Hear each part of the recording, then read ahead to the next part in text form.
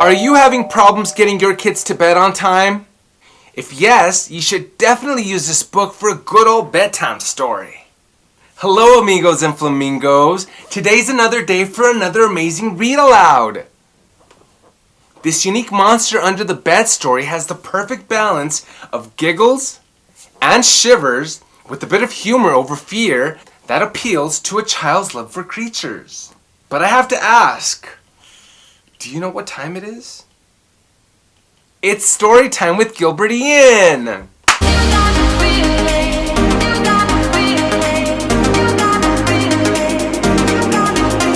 Today we have our friend Ethan from the book I Need My Monster together with his sister. If you have a copy, go get it so we can read this book together. If not, enjoy the illustrations. Hey, that's my monster! Written by Noll.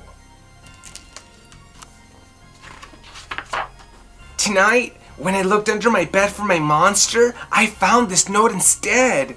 So long, kid. Gotta go. Someone needs me more than you do. Gabe. What? Gabe was my monster! Nobody needed him more than me!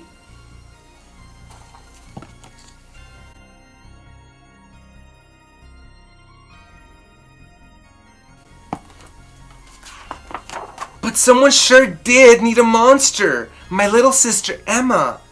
Now that Emma slept in a toddler bed, she liked to climb out, roam the house, and play noisy games at night. I knew a monster would keep her in bed so she could fall asleep. But not my monster. I had to get Gabe back.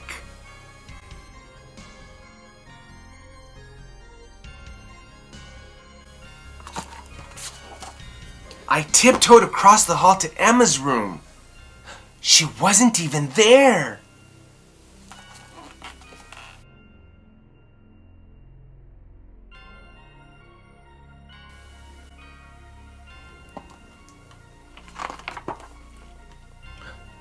But Gabe was.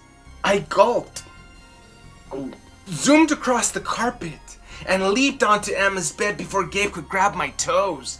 Gabe! Gabe! I whispered. Please go back to our room. I'll get Emma to sleep. You? He snorted. You're gonna get her to sleep? Ha! That's a good one. But you know what? I like you, kid. So I'll give you 3 chances. If she's not asleep, I'll be back. And Gabe was gone.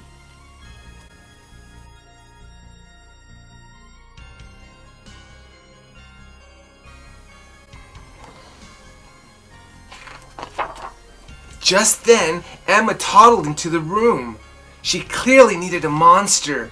Maybe she didn't know how to get one. But I did. Hey Emma, I said. Let's play. Can you knock on the floor? Emma knocked. With a dinosaur. It worked. I heard some creaking under Emma's bed. Then something sniffled. It squelched and dripped. So far so good, I thought. This monster sounds scary enough for Emma. But Emma kept on playing.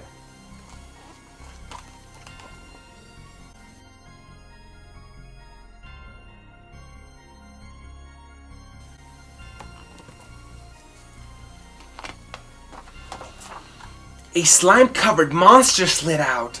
It oozed toward Emma. Icky! She laughed, wiping one of the monster's noses. Icky! Wipe! Emma wasn't scared at all. Excuse me, I said to the mucus monster. I didn't catch your name. My name is Agatha, she said through stuffed noses. Time for bed, Emma. Emma giggled and wiped some more. I knew this wouldn't work. Thanks, Agatha. Nice try, but I think we need a monster with claws. Agatha snuffled, and then she was gone.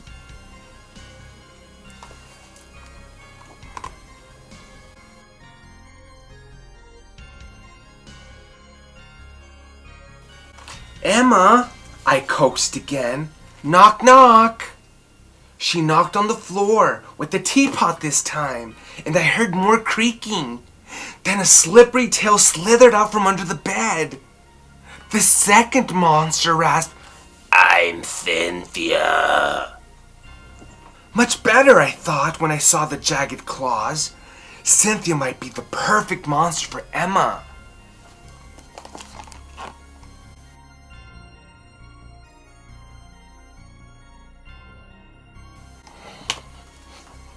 But Emma blinked and said, "Pretty! Oh, so pretty!" Then she decorated Cynthia's tail with bracelets. "Ugh," Cynthia snarled. "I'm not here to play dress up. I'm here to scare you into bed." Cynthia rattled loudly, but Emma danced to the beat. "I'm sorry, Cynthia," I said. "This isn't going to work." "Well, I never," she sniffed. And then she was gone.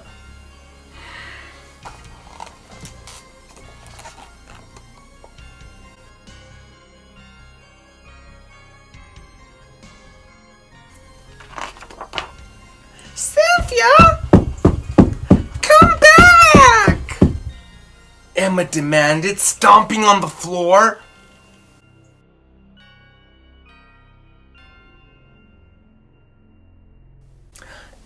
Excellent, I thought. Maybe that would summon the perfect monster for Emma. Tentacles swarmed from under the bed, and an icy voice called, "Whoo!"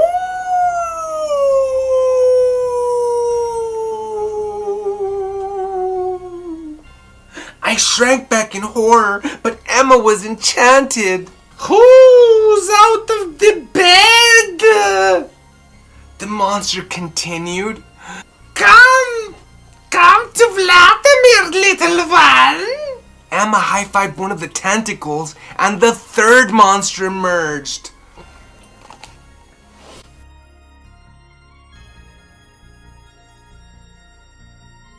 I already had doubts about this one, but he was my last chance.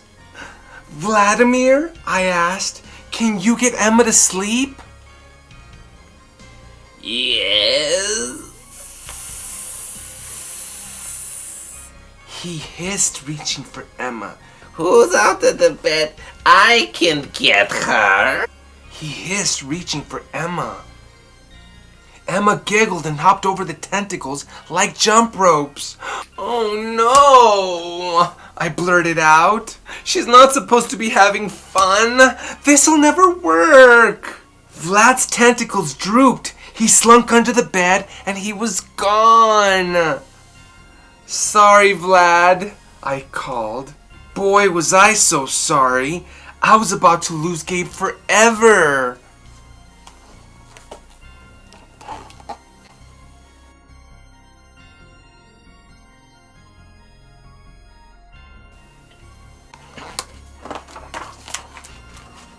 Now Emma was coloring and singing, "Vladimir, blah, blah, Cynthia, yeah, yeah, Agatha, fa, fa."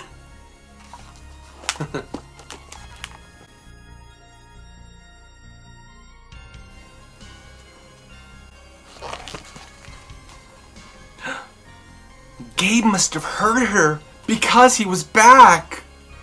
"That's it, kid," he grunted. "You had your 3 tries. Now it's my turn."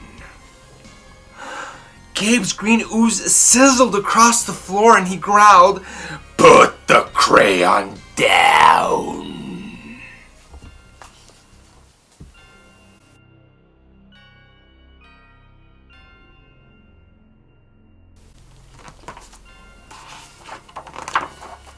Emma peered at my hawking, sharp-clawed monster and said, "Fuzzy!" "Hey, Gabe," I cheered. "Emma isn't afraid of you." "What?" Gabe burst out from under the bed and loomed over Emma. Steam spurted from his ears. "Get into bed!"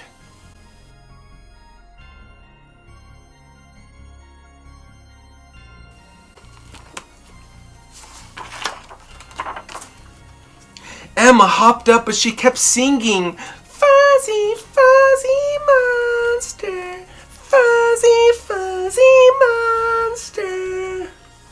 "Gabe," I said, "Emma's not scared enough to fall asleep. Please, go back to our room." "No can do, kid," Gabe growled. "I might not be the perfect monster for Emma, but I'm the best so far. At least she's in bed now. I gotta stay here. You're on your own." I knew Emma needed Gabe, but he was my monster. How was I ever going to sleep without him?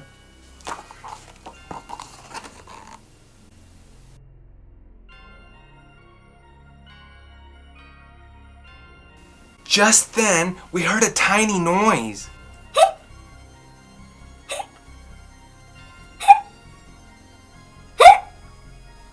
Emma froze. Gabe and I peered under the bed.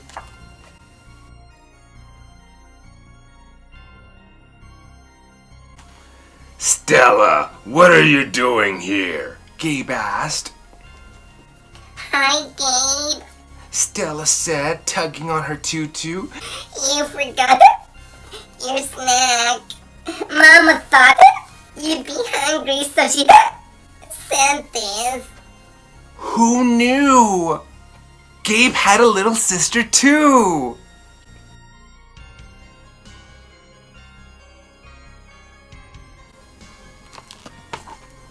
I thought Stella's hiccups were cute, but Emma obviously didn't. Stella sure noticed. She tiptoed closer, hiccuping with every step.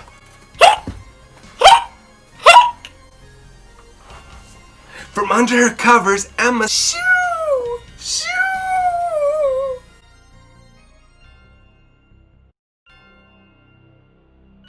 "Shoo? Stella repeated. Oh, shoo! That's where toes go. I love toes." Stella crept toward Emma's feet. Emma squealed, scrunched in her feet, and giggled. "No toes! No toes!"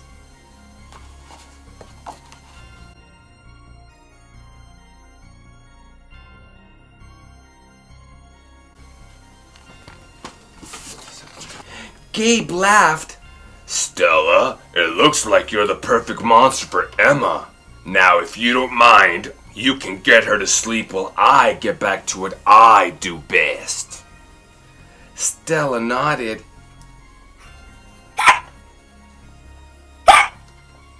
I sighed with relief and switched off Emma's lamp. Then I ran to my room, leaped into the bed, and scrunched in my feet so Gabe couldn't get them. I shivered happily.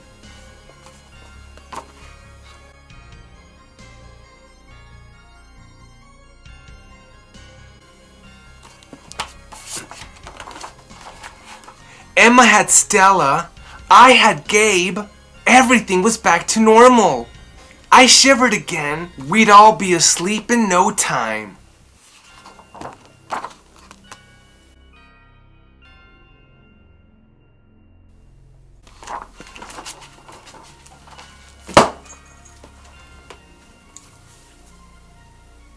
We can all agree that children need good, sound sleep to ensure proper body and mind development. You as a parent should be able to make sure that they sleep on time to ensure discipline. But at the same time, why not make it fun for them? Why not make it fun for all of you? Overall, this is a very cute and creative book with a twist on monsters under the bed. Every book you read takes you into a different world. I had so much fun using different voices for these monsters. Stay tuned for another amazing read aloud next week. Until then, be kind to one another. And virtual hugs for you all. Bye.